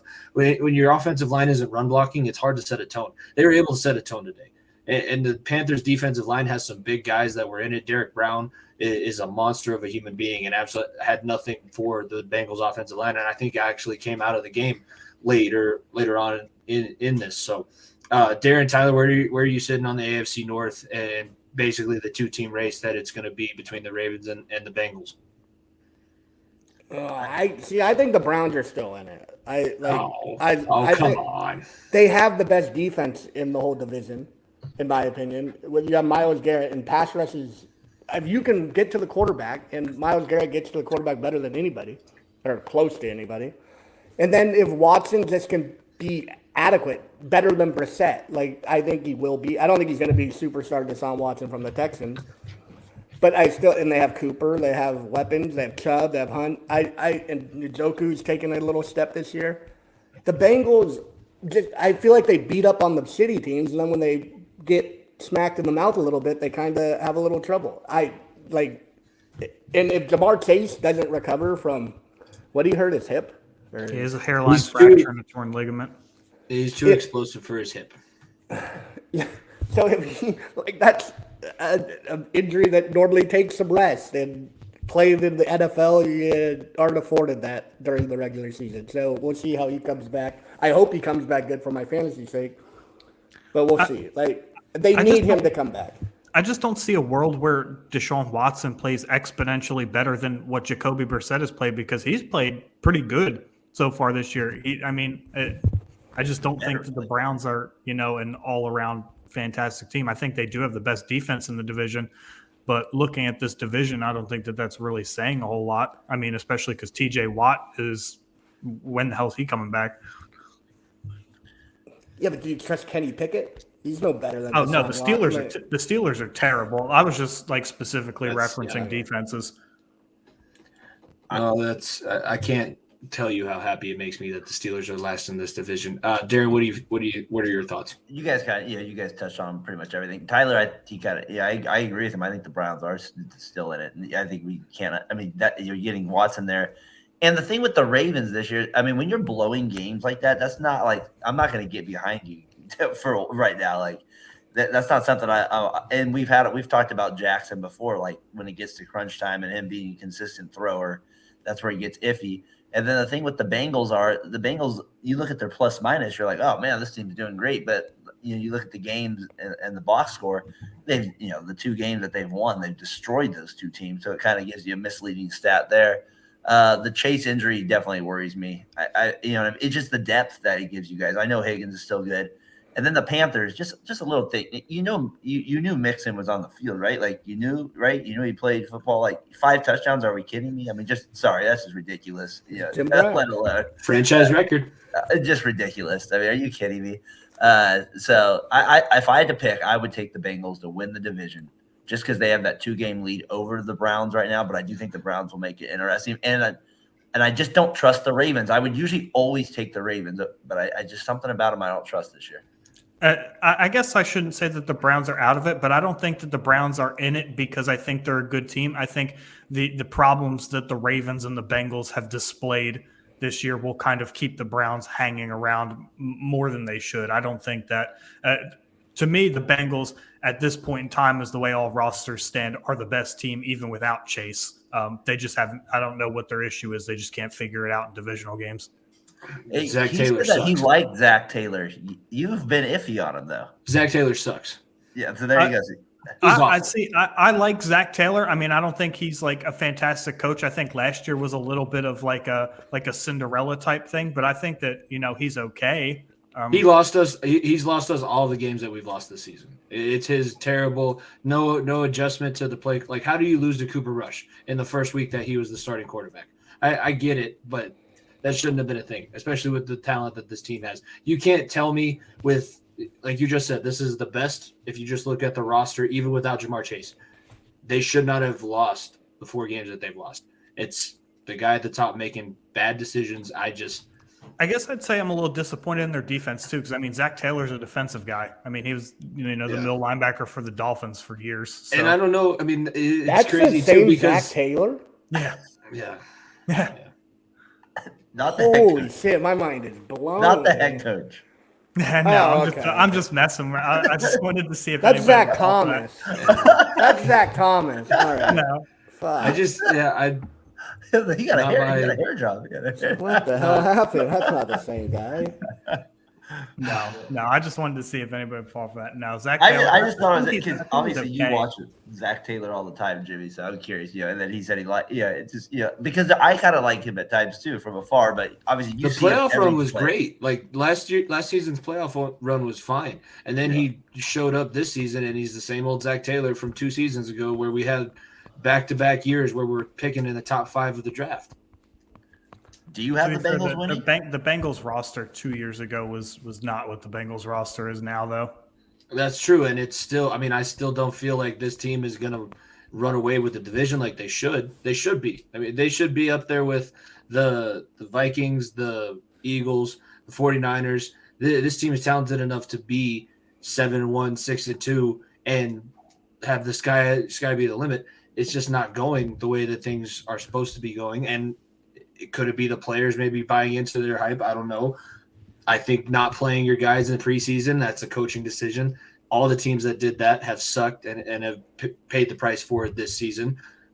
That's such a horrible tactic. We talked about that on our show. That's an extremely piss-poor tactic. You're basically turning the first 3 weeks of the regular season into these guys' preseason when the games actually matter. You bring up the 49ers and being one of those top. They've lost as shitty teams they had no business losing to either. And I still love Kyle Shanahan. And he's lost Super Bowls. He's blown leads. He has this 28-3 that gets pinned on him, which I don't fully blame on him. Kyle But Shanahan they've lost has games way too, more. Shanahan has way more cachet than Zach Taylor would, just coaching record and pedigree wise. Because Has he though? yeah, obviously he's Mike Shanahan's son, and he's the best offensive coach in the league right now. I mean, Zach Taylor has they've never done been the same either of thing. those They've things. both gone to the Super Bowl and lost. But Zach Taylor is not the son of Mike Shanahan, and he is not considered the best offensive mind in the They're league. 4-4 this year. I get That's it. true. No, I get, but that's the one. Well, I'm just sitting here with Josh McDaniels, so we can argue over these guys all you want. Yeah, well, the AFC West is about to have 2 one-and-done coaches, but we'll get to that later. I know. I guess I was gonna save that towards the end, but we could go there now. The Chiefs, with their win, continue to solidify that number 1 spot in the AFC West. But the rest of these teams, especially towards the bottom, like Denver and Las Vegas, I don't know what the expectation was for Las Vegas with McDaniels. We knew what McDaniels was. We lived in Denver. We lived through it. Once he couldn't tape practices anymore, he wasn't a great coach. That's just how things worked. But I mean, Nathaniel Hackett, is this surprising that Nathaniel Hackett is probably going to be a one and done? Is it surprising how bad? Obviously, it's a little surprising how bad the team is, but is it all his fault? Is it maybe, there was a lot of change going on in Denver over the past 6 to 8 months. So what do we think of Nathaniel Hackett? Let it ride. Let's ride. Are you going to start doing high knees, Tyler? What do you think? High knees in the aisle. Russell Westbrook's been a complete buzz. Russell Wilson. Russell Westbrook has been a complete bust. Same. But he has not been the same player. He looks inadequate at quarterback now. He owned the Niners for a decade. He still beat us this year. Every time we play Russell Wilson, we lose. So I always put him on this pedestal. God, he's a great quarterback. We're never beating this guy. He's going to go to the Broncos and turn Cortland Sutton and Jerry Jeudy into all pros, and Javonte Williams is going to run wild. And it just hasn't happened. I mean, Nathaniel Hackett had Aaron Rodgers, I believe, when he was an assistant. Makes life a little easier. They just have been bad. Their defense was okay. They're great. But then they traded Bradley Chubb. So it just seems like I don't know what where the Broncos are at. I don't know what they're doing. The offense is not what I thought it would be. It's atrocious. And I thought it'd be almost top in the league. And Jimmy, I had this last week on our podcast. I had Wilson as the loser of the week because not just for the airplane thing, he also got into some diet stuff. I don't know if you talked about it on his podcast. He talked about how, he's going to try to cut down on his bathroom time to make more use of his time. So this guy is out there a little bit. I know some part of it's a joke, but honestly, if you're playing for this man, if you're playing for him, how could you buy into this guy after a period of time, especially if he's not winning you games and he's not performing? I would just be oh, and this guy's making $220 million. I have to block for this guy's candy ass. I would not be happy about it all the time. There are reports coming out that he was not the only player doing high knees in the aisles. So maybe some other players. Some of these guys still hold him in that regard. But here's the other thing. I don't think it's a joke. I don't think any of it's a joke. I think he is 110% dead serious with the story that Lynch and Sherman were telling on their podcast, where you have to schedule an interview with him through his publicist as a teammate. That would piss me off. I'm gonna get right into it. Russell Wilson's a poser. And I say that because you look at this dude and you see him out in public. There's cameras on him. He's putting his hand up, oh, don't take pictures of me. And you have to schedule interviews through a publicist of his or whatever. You hear all this stuff coming out, right? And you look at Russell Wilson's career. You talk about Tyler, that he wasn't as good as he was in Seattle. I don't think he was ever that good. You get this narrative for the last few years. Let Russ cook. Russ just can't cook, figuratively, maybe literally, who knows? He's just not that kind of quarterback. Think about it. He rode the legion of of boom into the Super Bowl. Like, is he a quarterback that can ever sit back and win you games? No. At this point in his career, you cannot sit here and say, hey, we're putting the entire season on you. Go ahead and win us football games, because he hasn't done it in his 11 years. He's been carried one way or another. I mean, Christ, Pete Carroll has the Seahawks playing fantastic football with Geno Smith up there, and he was a castaway. So at this point, you need to start looking at Russell Wilson like, what are you doing? And when you are not performing and you are doing things like scheduling interviews through a publicist, or like trying to, be out in public, but like avoid the cameras, like you're going to start to piss some people off in that locker room, as you touched on, Jimmy. Like, your teammates are going to start to look at you like you're not doing your job and you're acting out here like you're better than God. Like, what are you doing in here? And then the Broncos really screwed this up entirely, because they made a long-term commitment before the dude even stepped on the field for him. So guess before what? they even had to. That was the crazy for a long time. He's got 2 more years left on his initial contract. They did not have to extend him when they did. Russell was a good quarterback in Seattle. He was good, but he's not. He threw he's for not 34 great. touchdowns 5 of the last 7 seasons. The most interceptions he threw was 13. Most of the interceptions are 7 to 5. But how many of those stats came before week 7? That's the thing about him. Stats don't tell the whole story, because you look at they Russell tell part of the story. If he was doing that with this Broncos defense, they would be successful. They wouldn't be this atrocious, terrible team. I don't know what happened. I don't know if it's Nathaniel Hackett. I blame most of this on Hackett for sure. I think Hackett, just he looks wild. He looks like Kyler Murray after Call of Duty comes out. Like, he looks so unprepared for every football game. Like, there is no game plan going in there. Like, he's just kind of winging it. In all honesty, like, that's what it looks like is going on out there, is that he is winging a game plan together for an NFL squad. To me, Nathaniel Hackett's definitely one and done. As a GM, if you have to go ahead and defend your head coaching selection 7 games into his head coaching career, that's not going to last. It's Urban Meyer-esque. Almost 1 game in after that Monday night. Yeah, well, Hackett hasn't kicked anybody yet on the roster, so not quite Urban Meyer level, but maybe it's coming. He's too positive of a guy. I feel any like lap dances? Again, he's really total opposite personality-wise of Urban Meyer, so I don't think we're going to have that issue, but the issues on the field are probably going to cause some other things. With the Chiefs, the acquisition of now Kadarius Toney, does this maybe replace a little bit of that void left by Tyreek Hill? They've been able to adapt, and they're still leading the division. I would say still on the short list of teams in the AFC. You could say are legitimate championship contenders. Does their acquisitions that they made at the trade deadline, are they capable of being that formerly explosive, former Super Bowl champion Kansas City Chiefs team that we've come to expect out of this Andy Reid-led squad? Yeah, I agree, and I don't think they've showed any signs over the last few years that they're not that team. I mean, they just make AFC championship games like it's nothing. That's what they're supposed to do, and they have the best quarterback in the league, and they have the ultimate confidence in the last 5 minutes of any ball game. Like they are. I mean, obviously, being a Warriors fan here, I got to see some good basketball for about 2 years, and they just have that like at the end of a game.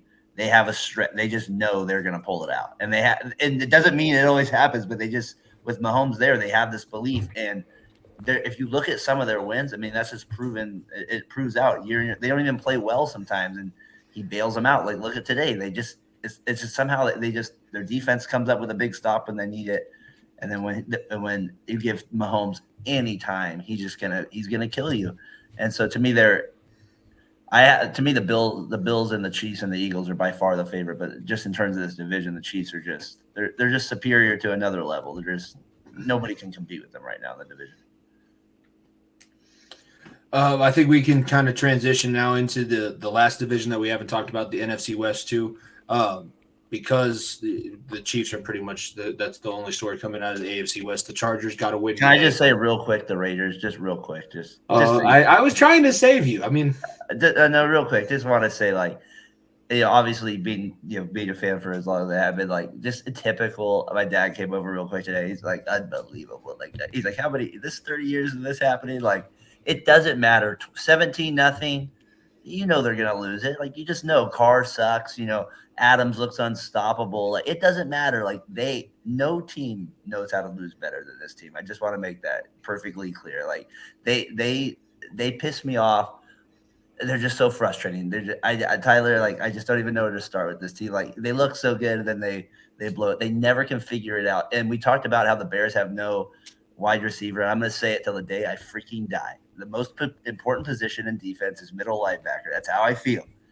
They have never had a good middle linebacker in my whole entire freaking life. Name one. They have not had one. So there it is. That is the reason they suck. That is my. If Justin Herbert and Austin Eckler don't manage to bail out Brandon Staley, there's going to be 3 head coaching changes in the AFC West in the offseason. The Brandon Staley thing is perplexing. He's a defensive coach, and he plays like he's the offensive guru. The way he goes for it on fourth down, it just makes no sense. That team's as talented as any team in the AFC West. But I want to get back to the Raiders. I was told Derek Carr was a top 10 quarterback before this year, and I was like, "You guys are smoking the weed." What are we talking about here? A top 10 quarterback? And people would be like, "Oh, look at the comeback wins." And I was like, "What? Top 10 quarterback?" People were telling me he's better than Dak Prescott, who's like borderline top 10. And I was like, "There's no way he's better than Dak Prescott. He's just not a good quarterback." I wish I had all the tweets of how great Derek Carr was going to be. I was like, I can't read this anymore. I had to block his name on Twitter. Like Derek much of Carr Las is Vegas. as mid as it comes. Well, like much of Las Vegas, you get fooled by the eyeliner and the bright lights and the flashing sounds, and then all of a sudden you look up and you're like, "Oh shit! It's been 2 days and I have no mortgage left. I have no money." Let's get into the NFC West. The Seahawks are the big story, 6-3, leading the division. The 49ers, with the addition of Christian McCaffrey, have made some pretty big moves, big news headlines as well. They had a bye this week, so it'll be interesting to see now that McCaffrey's had 3 weeks with the team. It'll be his week 3 coming back. 2.5. Yeah, so it'll be interesting to see what they're able to do after that first week where he had the full week of practice to get involved. I feel for everybody who played Christian McCaffrey in fantasy football, but local Colorado guy, so I got to obviously give him a big shout out. But other than those 2 teams, the Rams are on the biggest Super Bowl hangover of all time, and Arizona, I think at this point, is trying to tank Call of Duty. Maybe that's what I can't think of the owner's name. Oh, Bidwell. Maybe that's what Bidwell will do. He'll buy Call of Duty and then just shut it down so that Kyler Murray is no longer distracted. Maybe that'll be a good strategy. What are your thoughts on the NFC West after Week 9 so far? The Seahawks have been spectacular. I never saw this kind. I thought they win 3 games, 4 or 5, maybe 6 games max. Gino's been good. I think Pete Carroll is the coach of the year. This team, the way they drafted DBs with the Woolen and the Kobe Bryant draft, they have 2 shutdown corners that, like, DeAndre Hopkins did nothing after that first touchdown where he was left on his own wide open. They just match up, and they have threats in DK and Lockett. And then when you add Frank Walker to the mix, it's a good team. The way the Niners manhandled them now in their first matchup is looking better and better by the week, because I thought this team would suck, and I actually think they'll stick around and be pretty good. Gino is getting the ball out quick. He's not taking sacks. He's not turning it over. I still don't think he's going to win you many games if you're in a shootout, but I like the Seattle team, and I've never I actually enjoy watching the Seattle team, and I've never liked the Seattle team in the last 10 years. I threw the question up there on the screen too. Are the Seahawks going to be drafting a quarterback next season, or is Geno Smith going to get the benefit of the doubt for maybe another year? I think if they do, Geno will still be there as a bridge. Yeah, the answer to that question is yes to both. Geno Smith will bridge. The Cardinals continue to be just the most interesting team to me. In that they're the Raiders of the NFC. They're just, you know what I mean? Like, I'm not saying that. We said David Carr is mid. Murray's just like, okay, fine, a little bit more hyped mid than I don't know what it is. You know what I mean? He's just, that's basically what he is as well. I wish he was playing for the Oakland A's right now, actually. That's what I wish he was doing. So it's frustrating to see him. You know, the Cardinals only have success when they have a play that completely breaks down. And obviously we all know that just leads to no success in the NFL consistently. And it's so funny that Kingsbury made those comments before Murray came out and was even drafted when he was at Texas Tech, saying, "Oh, I would take him with the first pick easily." And then come be it, he gets hired as the Cardinals coach. He gets the first pick with him. Maybe he would have took him anyways, but it's just kind of funny that's how it came about. And he's going to lose his job because he can't get Murray to play well. And so I the Seahawks are, like Tyler, he talked on, they're the most fascinating. We talked about the Niners. I'll let maybe Ryan touch on the Rams a little bit here, but the Cardinals I'm a Cardinals fan. They're my second favorite team here. Like, just pathetic effort. And Kingsbury, he deserves to be completely gone. And I mean, Murray will get another shot because he got the money, but we'll see what happens. Is it more a Murray thing or a Kingsbury thing to you? I mean, I think it's hard for me to even say that Murray looks good because anything in the pocket, I see no success. You know what I mean? Like nothing. Everything is always out of a rollout or over like some sort of like play that's a break. You know, the offensive line breaks down and he escapes. Like he can't see over his offensive line. He can't see in the pocket. Exactly. So like there's that Wilson effect, and so there's not that team dynamic now, like where they're on the same page running things that are suitable to his stuff, and they don't have a good running back right now. And there's just some issues right there that they have right now. So they're in trouble. Yeah, I don't know whether what the deal with Kyler Murray is, but when we all heard about that contract extension and we heard about the study clause in it, and we all knew, the Call of Duty is and whatnot, I don't think Kyler Murray is 100% committed to football or any sport for that matter. I mean, he could have easily taken guaranteed money, gotten his body way less beat up, and gone and played for the Oakland A's, but to me, it just seems like he has commitment issues, and he seems like, oh, well, I got here. I'm good enough with my own talent. I don't need to do this work type of stuff. Like, you don't ever hear about study clauses coming out in anybody else's contract, and that's probably because they're not in anybody else's contract because people actually want to study film and, be good at their jobs. And that's just not the vibe I get from Kyler Murray. And as far as Cliff Kingsbury goes, ultimately, he's held accountable for what his team does. And if he can't, rein in Murray to keep him disciplined and focused, that it's going to cost him a job, like you said, Darren. So I think he's on his way out the door too. As far as the Rams go, I mean, Sean McVay looks checked out. And the report that I read earlier with an interview with Sean McVay that said if, him coaching the Rams kind of relies on that core group of 4 players that they talked about. I don't know if you guys had heard that report yet, saw that interview. So in an interview, Sean McVay said how long he coaches depends on how long Matthew Stafford, Cooper Kupp, Aaron Donald, and Jalen Ramsey play for the Rams. If they all break up, Sean McVay is going to retire, which has been kind of a semi-rumor for like a little while that, eventually he was going to like move on from coaching pretty early in his life and then go to broadcasting or something like that. But to hear a rumor like that and see the way that the Rams are playing is like, that might be expedited pretty quickly. But this whole division was, volatile from the start. Trey Lance coming in. How were the Rams going to do with a Super Bowl hangover? Which version of the Cardinals were we going to get? Were they legit after Kyler Murray signed that big contract extension? And the Seahawks are on top. I personally thought the Seahawks would have 7 wins this year. I didn't think that they were as bad as everybody else thought they were going to be because, if you flash back to preseason times, if you take away Geno Smith, like the whole rest of their roster is pretty good. Like they have very good receivers. They can run the football effectively. Pete Carroll's a pretty good coach and they play decent defense. So like people were just really hinging on the fact that Geno Smith was going to be awful. And he's in a position to succeed, about as well as anybody else. So I'm not super surprised that the Seahawks are playing this well, but to be 6-3 at this point and first in the division, ahead of the 49ers is saying something. That'd be scary if McVay's an announcer, though, like that voice. Oh my God, we got that. It's going up the base. I don't know if I can take that voice. I don't know that his like high-strung energy would allow him to sit in that booth for like 3.5 hours. You're allowed to smoke cigarettes on there. He's just moving too much on the field. I'm like, bro, settle down. Like, damn. Is that a waste of talent, though? Like, if you're a 38-year-old head coach with a Super Bowl, you've been to another Super Bowl, and you're going to retire to go to not work hard, basically, is the reason you're leaving. Easy money. It's just, you're so young. Go, I understand if you're even but head coaching is 50. Takes like a couple of years probably off your life every year you do. Yeah.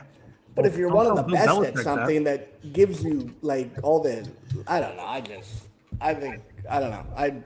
Makes me not wanting my head coach now if you don't want to do it for the foreseeable. Oh yeah, and to touch on it again, the Rams O-line is in shambles. It's very obvious. Yeah. Stafford has no time to do anything. They can't run the football.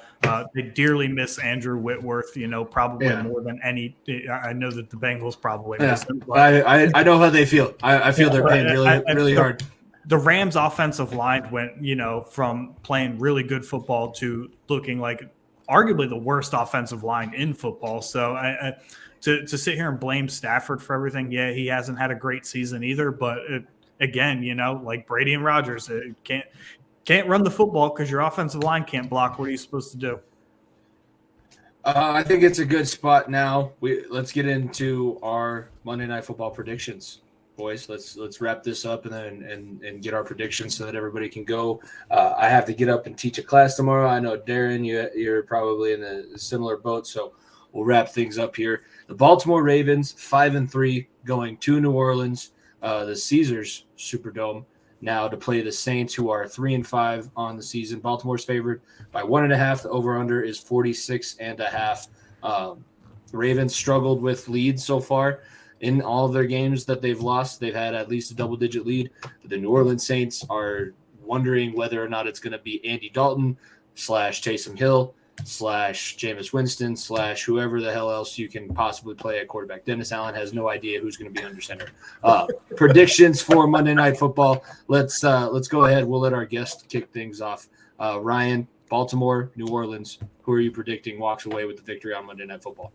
So we have a gentleman's bet on our show, and I picked the Ravens for this game. But you know what? With the way that the Saints have like these weirdly close losses and then being the home team, I could see the Ravens getting up by 10 and then obviously blowing the game like they do every other game this year. So it wouldn't surprise me in the slightest. But I think the Ravens hold on this time, win by a field goal. I also think that they clear the over.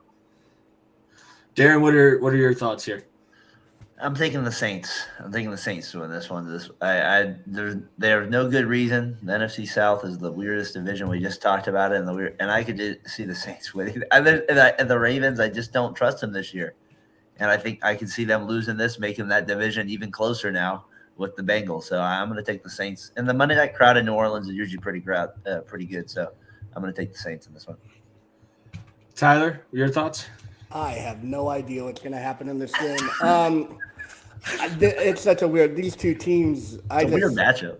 Yeah, I like Jim Harbaugh better than I like Allen. I like Lamar better than I like any quarterback. But I just have a gut feeling the Saints will somehow win this game. I think the Ravens should win, obviously, based on the talent.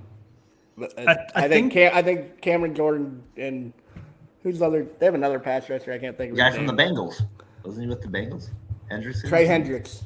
Yeah. Hendrickson is on the Bengals right now. Yeah, he's still on the Bengals. Who's the guy on he used to be on the Saints. I don't know who the other guy is. I just think the Saints at home get a drunk New Orleans crowd will find a way to win the game. I think Dalton fits the Saints better than Winston does. Like Winston always wants to push the ball downfield. Dalton will get the ball to Kamara a little bit more, who's obviously their best playmaker. No offense to Chris Olave, who's looked fantastic this year. I just want the reverse jinx, so I'm picking the Ravens because hopefully that gives me some brownie points picking a division rival, and then hopefully I also get to laugh in their face. I picked them on our show when we do our weekly pick 'em. I'm more than happy if Nico picks up a game on me if it means that the Baltimore Ravens lose, even though I had to pick them, unfortunately, on my show. Any final thoughts before we let everybody kind of plug their own stuff and send everyone off on Sunday Night Football or on this Sunday night so that we can wrap up talking the Gridiron boys? Thanks for hosting, man. Appreciate it. Yeah. Thank you for having me on. I appreciate it. Yeah, no problem. And Ryan, go ahead. Since you are our guest, I'll let you go first. Let our listeners and our viewers know where they can find you both on social media and your podcast and all that good stuff. Yeah, so I am Ryan at Ryan BSing Sports is my Twitter handle. On the at BSing Sports podcast, it is right there down below. Thank you for that, sir. Yeah, we're live every Tuesday, Wednesday, and Friday. We do 3 separate shows throughout the week, 6:30 Eastern time. I know that's probably a little bit earlier for you West Coast people, but we are on Spotify, Apple Podcasts, wherever you can get your podcast information from. So we are definitely on there, BSing Sports YouTube if you want to watch the actual videos. We got some pretty funny clips. We actually made a TikTok. So yeah. You shaking you guys doing the dances now? There's some funny stuff on there. Okay.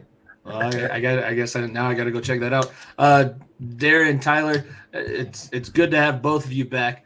Go ahead and let people know where they can find you if they. Jimmy, it's good to have you back. Let's be honest. Without you, it's just not the same. So let's be real. Now having you back, thank you for hosting this week again. taking that duty on as well. Good job. Look for us on Fat Boy Fadeaway Sports. We do the podcast every Sunday morning.